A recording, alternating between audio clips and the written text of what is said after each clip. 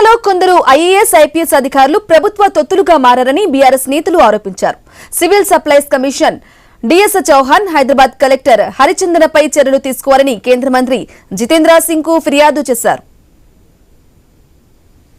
పార్టీకి తొత్తులుగా మారి బ్యూరోక్రాట్స్ పాలక పార్టీకి బానిసలుగా మారి కాంగ్రెస్ పార్టీ కండువా కప్పుకున్నట్టుగా వ్యవహరిస్తూ ఇవాళ చిల్లర రాజకీయాలకు ఇవాళ కొంతమంది పాల్పడతా ఉన్నారు. వాళ్లపైన తగు చర్యలు తీసుకోవాలా అని చెప్పని వినతి పత్రంలో మేము పేర్కొనటమైంది. ఈ నెల 1వ తారీఖు నాడు రాష్ట్ర ప్రభుత్వం పెద్ద ఆర్భాటంతో రేషన్ కార్డుల పంపిణీని చేపట్టింది. సివిల్ సప్లైస్ కమిషనర్ అయిన డిఎస్ చౌహాన్ గారు, తర్వాత ఆ మీటింగ్ కు అధ్యక్షత వహించినటువంటి హైదరాబాద్ కలెక్టర్ ఐఏఎస్ ఆఫీసర్ హరిచందన గారు ఇద్దరు కూడా పచ్చి అబద్ధాలకు పాల్పడి బీఆర్ఎస్ పార్టీ యొక్క ప్రతిష్టను, గత ప్రభుత్వాన్ని తూలనాడే విధంగా అబద్ధాలు ప్రచారం చేసినారు.